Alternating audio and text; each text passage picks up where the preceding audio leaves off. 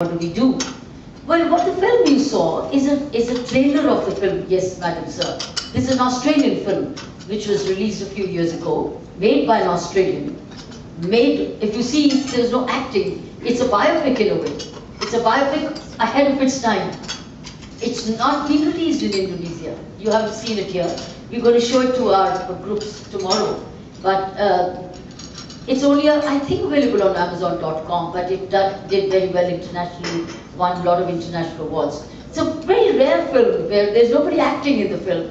This Australian every year when she visited me in Delhi came with her camera and a little crew, and she shot me at work as I was. But the interesting thing is every time she came, there was something exciting to shoot. Something going on at that time, and she just shot him. So that's how this movie was born. So what you see is a trailer of a film called Yes, Madam Sir. The suggestion came that if I share with you some of my leadership beliefs, I put together my 5 winning leadership practices, which I believe, which I practiced. I practiced before I realized that research establishes them to be the key winning leadership. But I also know I'm talking to leadership. I'm talking to the top class business leadership here, corporate leadership. I'm sure these ideas match with yours. So you can confirm कि यही तो हम करते हैं. So that means it's just the right thing. Research establishes these are winning leadership. Would you be interested in seeing them? Sure. Okay, great. I'll quickly run them through them, and then we can have a common interaction. Thank you. Well, I begin with my parents. That's the way my mom, dad were, and that's what they told me. And see, it's an absolute leadership philosophy that they said nobody can prevent you from choosing to be exceptional. I was one of the 4 daughters in Amritsar, born in Amritsar. We were 4 girls being brought up through very visionary parents. They were far ahead of their time. But those days when girls meant being given away, they were far ahead. And that's the message they used to give me. Nobody can prevent you from choosing to be exceptional. And I absolutely true. Every leadership book you read, this is where it begins from.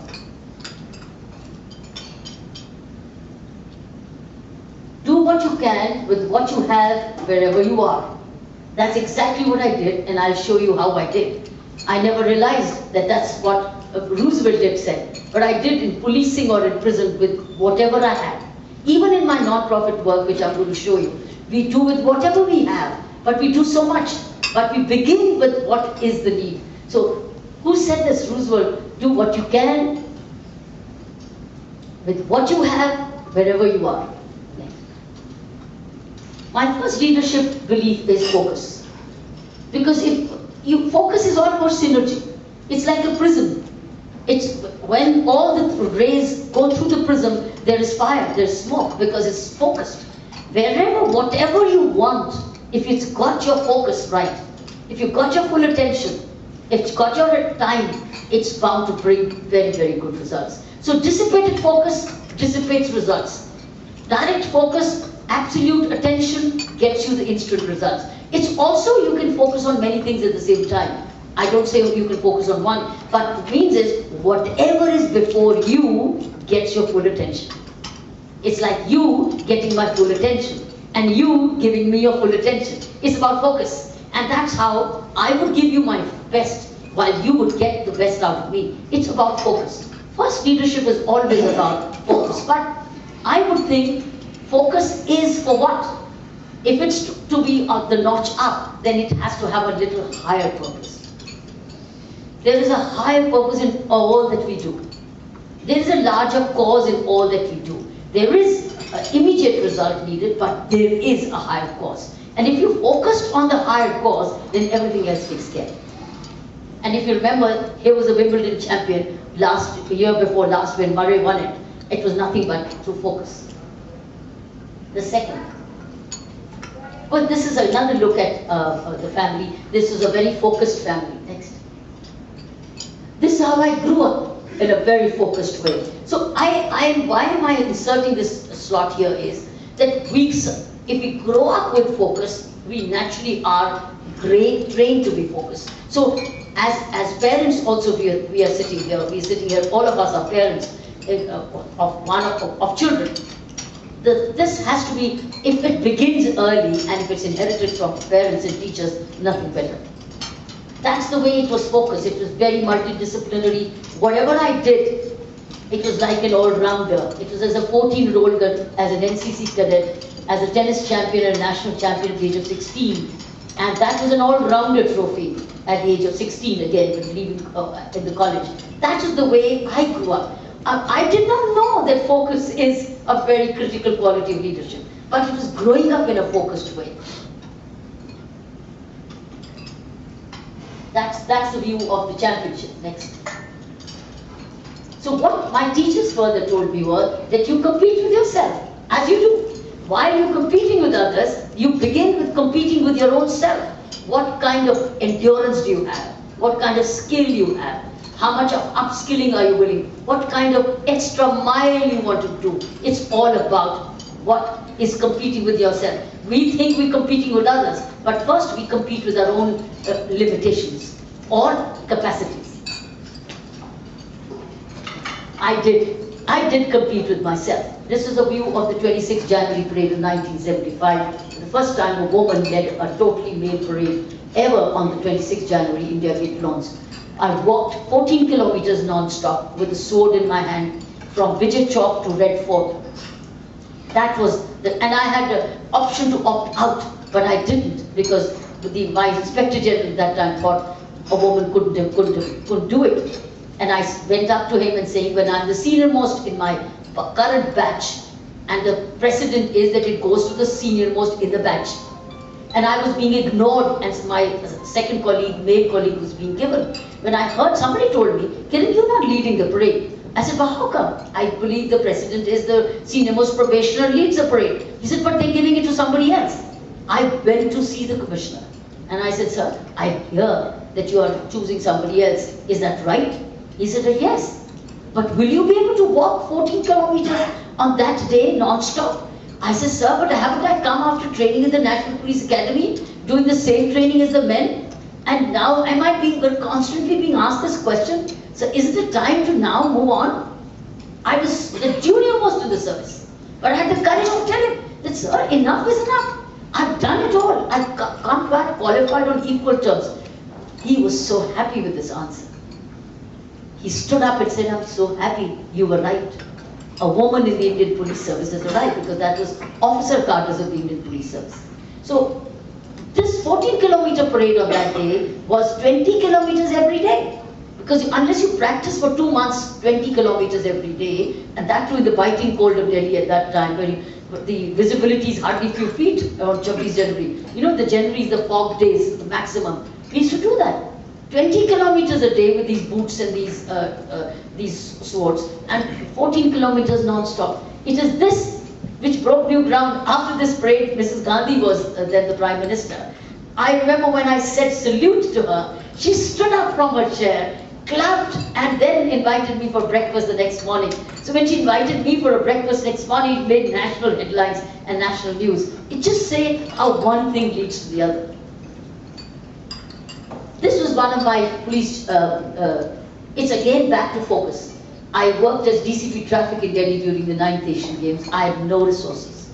There were no computers. We used to cyclo-style our arrangements. There were no cameras, nothing. We did perfection only because of this kind of mobility, where I used to travel around the city, and making city understand the challenge which Delhi is going to get by getting the Asian Games.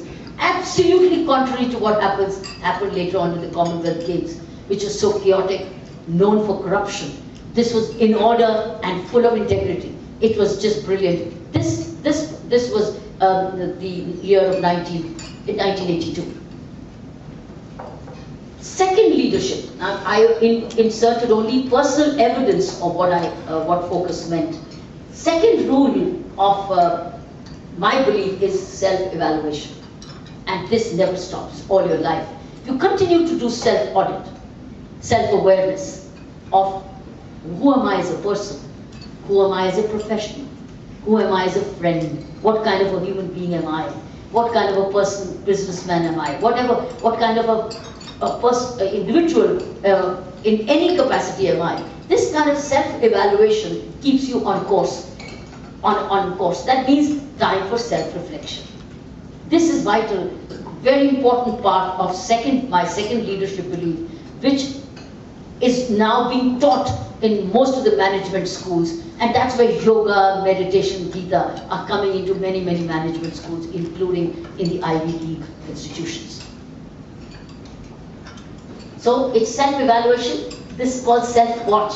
You go and when you self-evaluate, you evaluate externally, you evaluate internally, which means it keeps you on your toes. You go, don't ask for reports. The more of you who are on the shop floor are able to deliver more. And those of you who stay away and do not connect with your team leaders, your staff below or your persons below, naturally are only in correction rather than detection. This is prevention. But this is through evaluation, whether it's external or internal. This is a very important key of leadership, which I adopted as a feedback system in the prison. This is confirmed leadership success criterion. Now, this is an example of which I circulated a feedback box in the prisons, where prisoners could write to me a letter. It was a locked box, and 10,000 prisoners when I served them. They could write to me a letter, and it was locked and it was confidential, which means that anybody could write to me wherever there's corruption or violence or misbehavior or an escape plan or communal disharmony or a brawl or a fight or anything which is going wrong, even what is going right. Ideas came through boxes. I've noticed that any officer, now this was in the prison I adopted a box.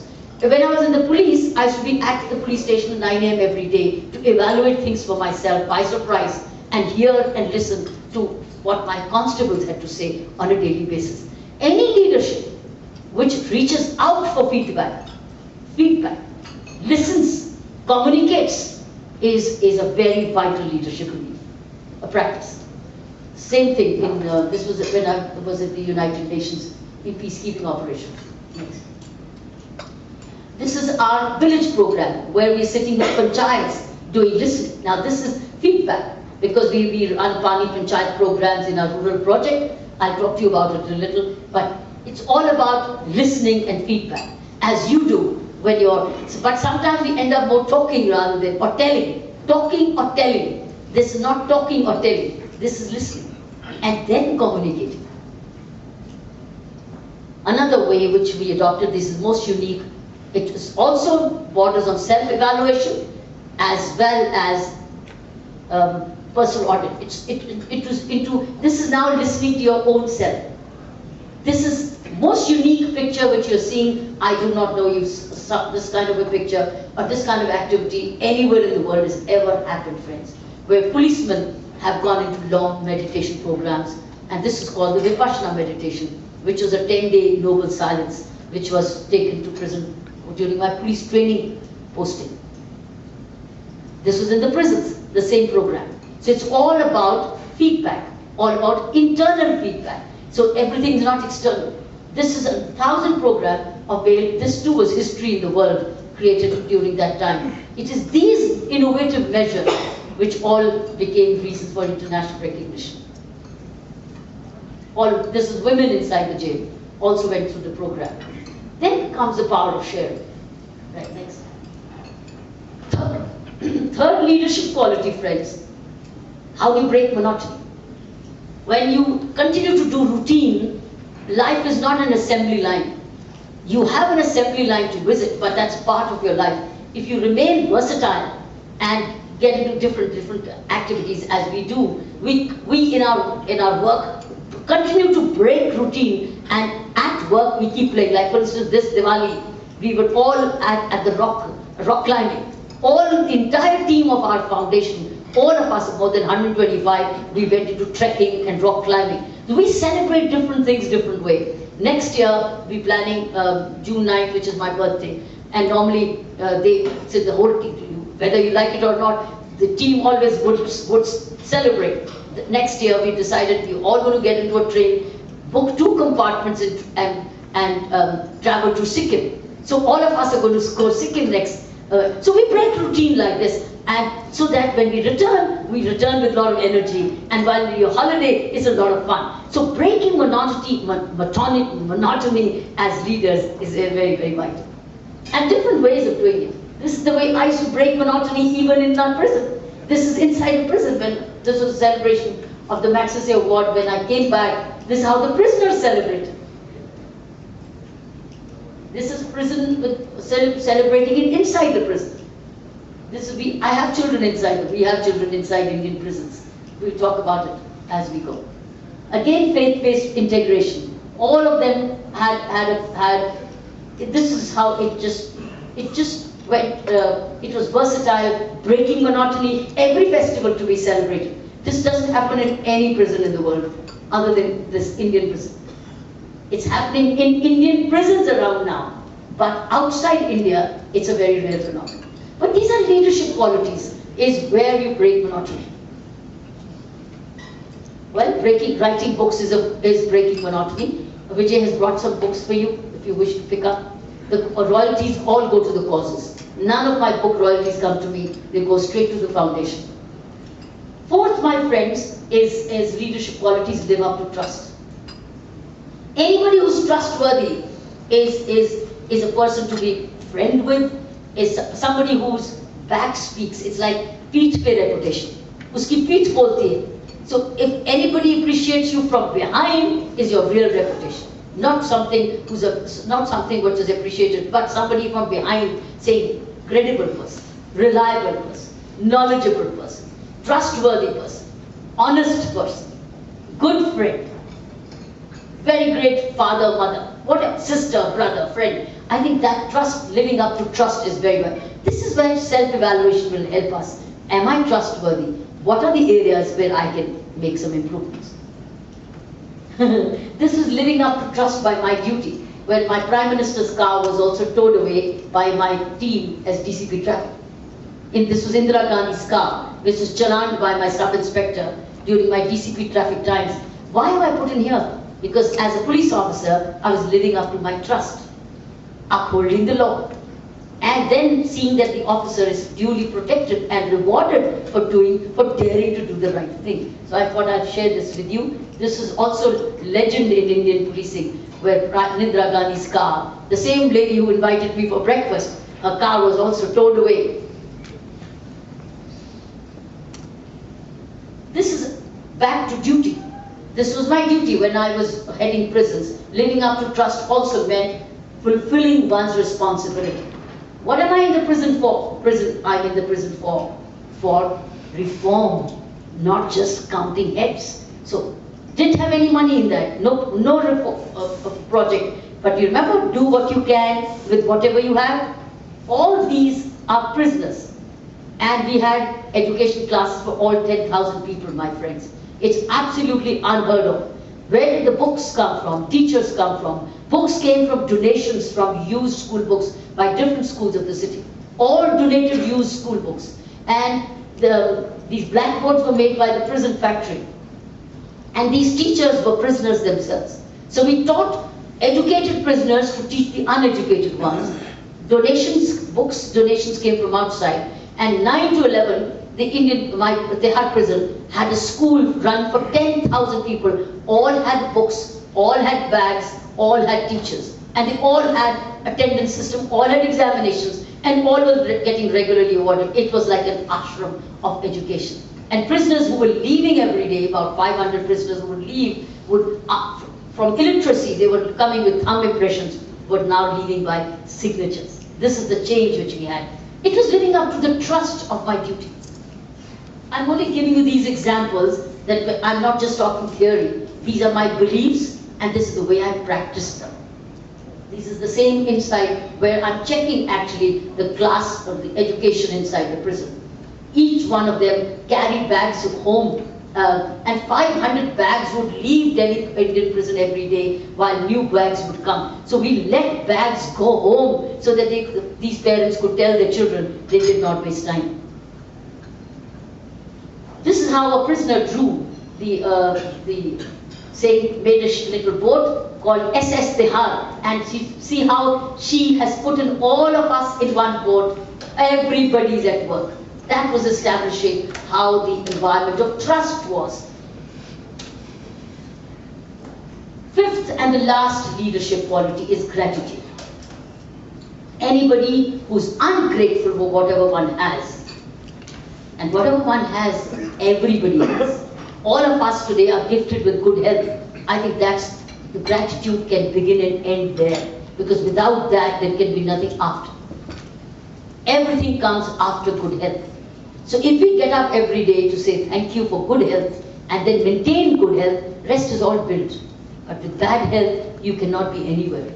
So I would say this is what, if one remains grateful for whatever one has. A, you begin with health, and then whatever extra you have, you grow up, but you grow up to give. You don't keep it for yourself. Let's show you how I express my gratitude for whatever surplus I have.